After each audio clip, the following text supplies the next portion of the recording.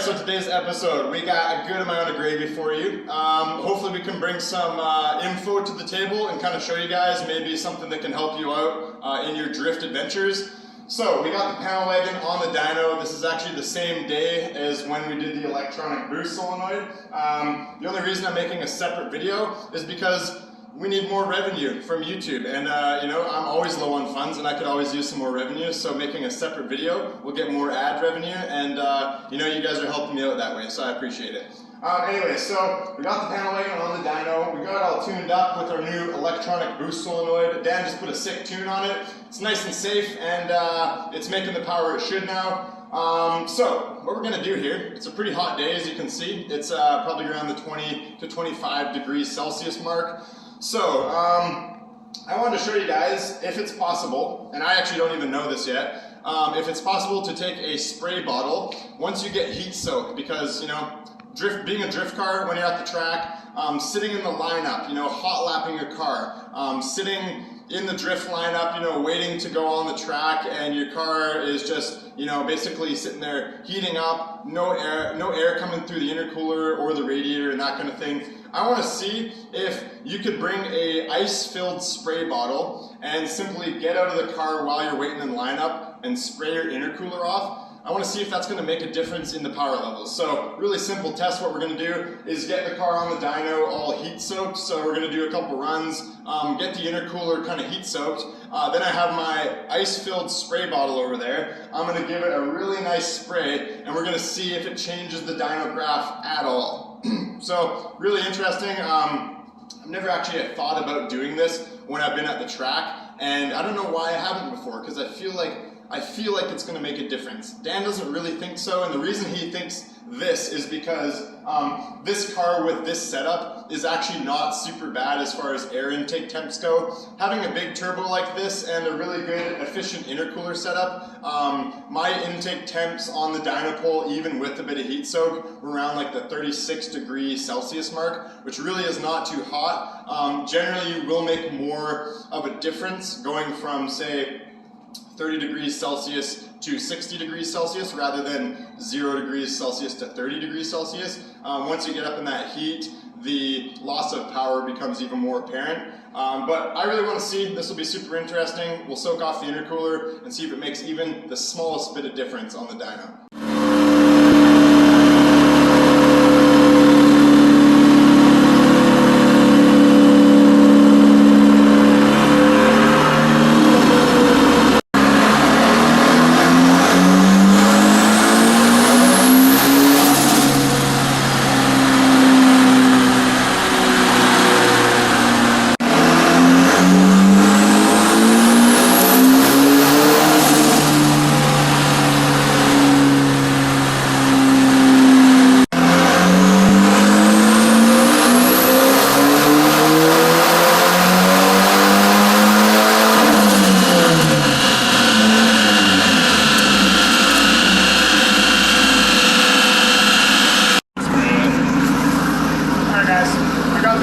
Now we just did a couple runs, now we're going to spray it.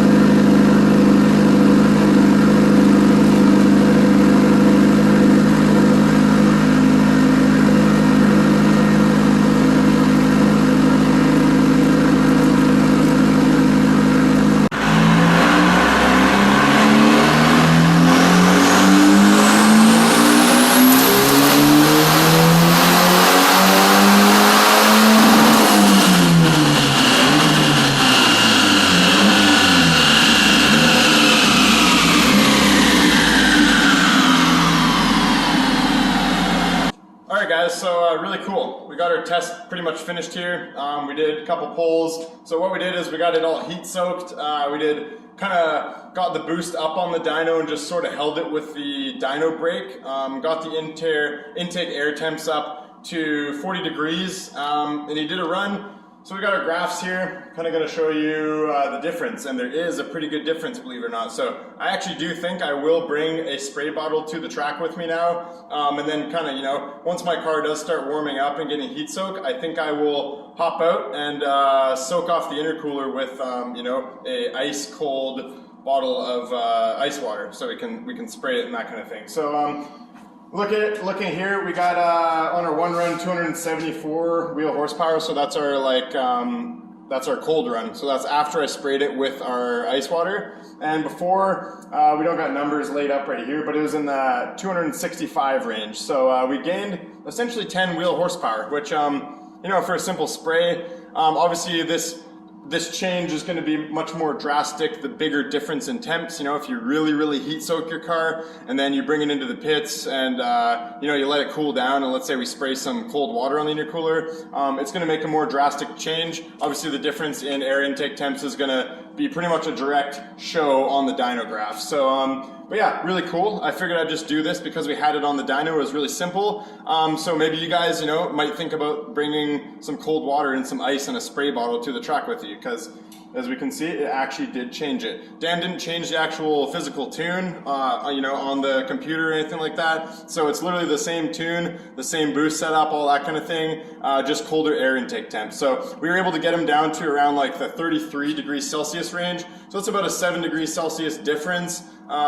So yeah, there you are, guys. The torque is a little bit different as well. Probably the same sort of, you know, another 10 foot-pounds of torque, maybe even a little bit more actually. And what we'll probably see here is when we got it nice and hot, it's more likely to knock and then pull timing. So that's might have what happened right here. It might have knocked and then the ECU might have pulled a bit of timing. Whereas this one was nice and smooth. It could just run the graph that it wanted to without any limitations. So yeah, that's pretty much a wrap up of today's video, guys. Really cool. I just wanted to show you that because we had it on the dyno and it's very simple. So I want to give a shout out to Post Haste Performance for you know, letting me do this on their dyno right now. You know, best tuning shop in the Great White North, in my opinion.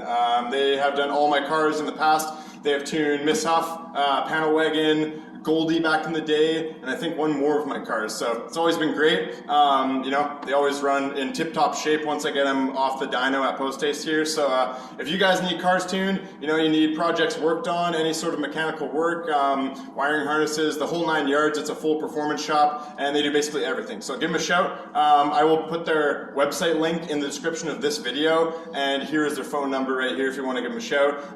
Located in my hometown of Chilliwack, BC. So yeah, it's great to have them here, and yeah, guys, some stuff to come for the channel. Panel Wagon, we're going to get some videos of me ripping this thing around more, maybe a couple street drifting videos, maybe, just maybe, and hopefully we can eventually take this to the track. We're not too sure what the whole thing with the whole pandemic and that kind of thing is, you know, and the restrictions at the track and that kind of thing, but we're just going to play it by ear, and we're planning on keeping the content coming for you guys. I'm going to try to start filming my own videos now, as well as filming videos with Mikey, my cameraman, and we're going to be sharing the editing load. So I'm going to be going back to a little bit of a vlog style video with my GoPro and that kind of thing.